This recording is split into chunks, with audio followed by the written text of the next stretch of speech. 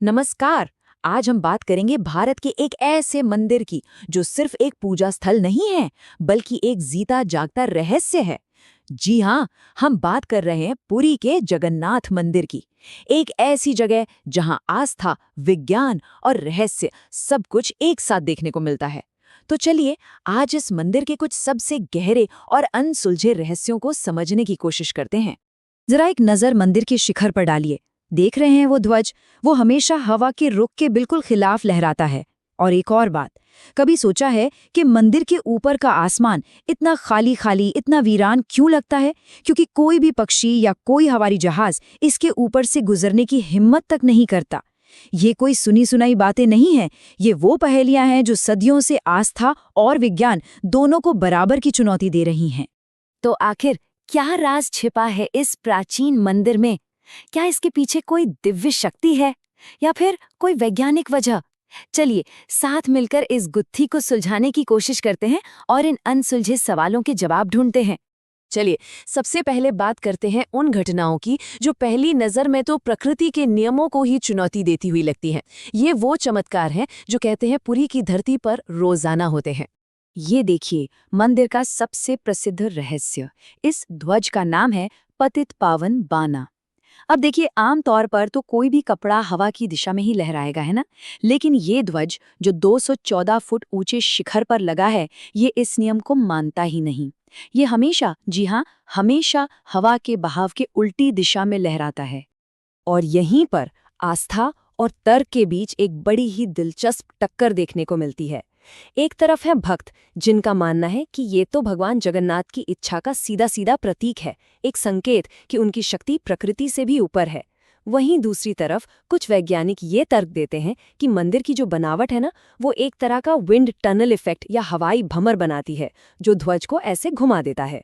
लेकिन मजे की बात यह है कि आज तक कोई भी इसे पक्के तौर पर साबित नहीं कर पाया है। और यही बात हमें हमारे अगले रहस्य की ओर ले जाती है, जहां एक बार फिर आध्यात्मिक मान्यताएं और वैज्ञानिक तर्क आमने सामने खड़े हैं। ये बात सुनने में शायद थोड़ी अजीब लगे, लेकिन ये सच है। पुरी एक तटीय शहर है, समंदर किनारे है, जहां पक्षी होना तो बहुत आम बात है, पर कोई भी पक्षी मंदिर के मुख्य गुंबद के ठीक ऊपर से नहीं उड़ता। ऐसा लगता है मानो ये इलाका एक अनऑफिशियल नो फ्लाई जोन हो। तो इसकी आध्यात्मिक वजह क्या बताई जाती है? वजह है गरुड़ देव। ऐसा माना जाता है कि वो पक्षियों के राजा हैं और वो खुद इस मंदिर की रक्षा करते हैं। और उन्हीं के सम्मान में या शायद उनके डर से कोई भी दूसरा पक्षी उस पवित्र जगह के ऊपर से गुजरने की जरूरत नहीं करता। लेकिन विज्ञान का नजरिया कुछ और ही कहता है। कुछ एक्सपर्ट्स इसे कर्मन वॉर्टेक्स स्ट्रीट नाम के एक सिद्धांत से जोड़कर देखते हैं। अब ये क्या है?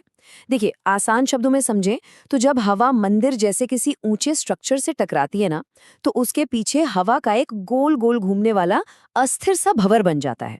और ऐसा माना जाता है कि हवा का ये जो उथल पुथल वाला बहाव है, ये पक्षियों के लिए उड़ना बहुत बहुत मुश्किल बना देता है। अच्छा, पक्षियों की बात तो हो गई, पर हवाई जहाज क्यों नहीं? इसका कारण काफी हद तक एक ज्योग्राफिकल कोइंसिडेंस है। मतलब पूरी किसी बड़े कमर्शियल फ्लाइट रूट पर पड़ता ही नहीं है। लेकिन हाँ, स्थानीय लोगों के बीच एक और दिलचस्प बात कही जाती है। वो ये कि शिखर पर जो 8 धातुओं से बना नील चक्र लगा है, वो विमानों के नेविगेशन सिस्टम में गड़बड़ी पैदा कर सकता है। हालांकि इस बात का कोई साइंटिफिक प्रूफ नहीं है। चलिए अब मंदिर के बाहर के रहस्यों से जरा अंदर चलते हैं और एक ऐसे चमत्कार को देखते हैं जो रोज होता है। हम बात कर रहे हैं दुनिया की सबसे बड़ी रसोई की, जहां हर दिन आस्था और मैनेजमेंट का एक गजब का संगम देखने को मिलता है। जरा इस रसोई के स्केल का अंदाजा लगाइए। इसे चलाने के लिए हर रोज 500 से ज्यादा रसोइये और उनके सहायक लगते हैं, और ये सब मिलकर खाना बनाते हैं 752 पारंपरिक मिट्टी के चूल्हों पर। सोचिए, यहाँ कोई मॉडर्न टेक्नोलॉजी नहीं है, सब कुछ सदियों पुरानी विधियों से ही होता है।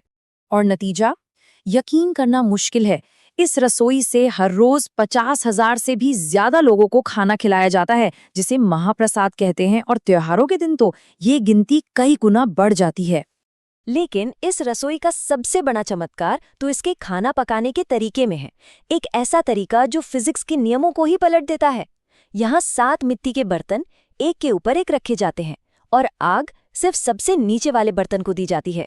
अब लॉजिक तो यही कहता है कि नीचे का खाना पहले पकना चाहिए, राइट? पर यहाँ होता है ठीक इसका उल्टा। सबसे ऊपर वाले बर्तन का खाना पहले पकता है और फिर एक एक करके नीचे के बर्तनों का खाना पकता जाता है। ये एक ऐसा रोज का चमत्कार है जिसका आज तक कोई वैज्ञानिक जवाब नहीं दे पाया है। और अब हम आते हैं मंदिर के सबसे गहरे और सबसे पवित्र अनुष्ठान पर। एक ऐसी प्रक्रिया जो जीवन, मृत्यु और फिर से जन्म लेने के चक्र का प्रतीक है। इस बेहद खास अनुष्ठान को नवकलेवर कहते हैं, जिसका सीधा सा मतलब है नया शरीर।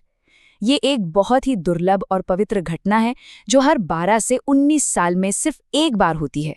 और ये सिर्फ मूर्तियों को बदलना नहीं है, नहीं, ये समय के चक्र और पुनर्जन्म के गहरे दर्शन का प्रतीक है। ये इस बात का प्रतीक है कि हर अंत असल में एक नई शुरुआत होता है। नए मूर्तियों के लिए लकड़ी चुनना कोई आम काम नहीं है। ये अपने आप में एक लंबी आध्यात्मिक यात्रा है। इसके लिए पवित्र नीम के पेड़ों को ढूंढा जाता है, जिन्हें दारू कहते हैं।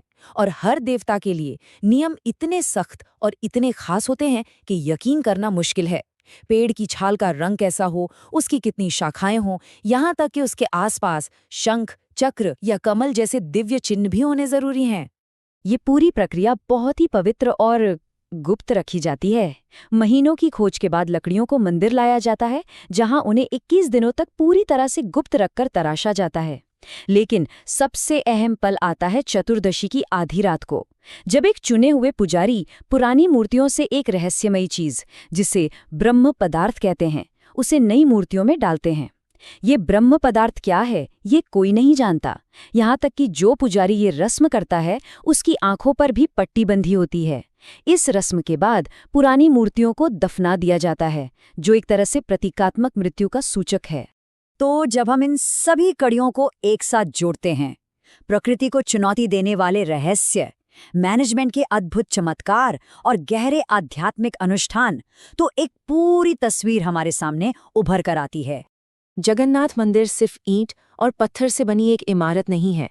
ये एक जीती जागती, धड़कती हुई जगह है जहां हर कोने में आश्चर्य और आस्था बसती है। हवा के खिलाफ लहराते उस ध्वज से लेकर दुनिया की सबसे बड़ी रसोई तक और देवताओं की उस प्रतीकात्मक पुनर्जन्म की रस्म तक, ये मंदिर ये साबित करता है कि यहाँ चमत्कार कोई अनोखी बात नहीं, बल्कि रोजमर्रा की जिंदगी का ही एक हिस्सा है। और ये सब हमें एक बहुत ही गहरे सवाल पर लाकर छोड़ देता है। आज की दुनिया में जहां हम हर चीज के लिए एक लॉजिकल, एक साइंटिफिक जवाब ढूंढते हैं, वहां जगन्नाथ मंदिर जैसी जगहों की क्या भूमिका है? शायद इनका मकसद हमें बस ये याद दिलाना है कि कुछ रहस्य तर्क से परे भी होते हैं और उन्हें समझने के लिए कभी-कभी विश्वास की नज़र भी चाहिए होती है। इसी विचार के साथ हमारे साथ जुड़ने के लिए धन्यवाद। ऐसी ही साइंस और स्पेस की अद्भुत कहानियों के लिए अनफोल्ड दिस को सब्सक्राइब करें और इस ज्ञान यात्रा का हिस्सा बनें।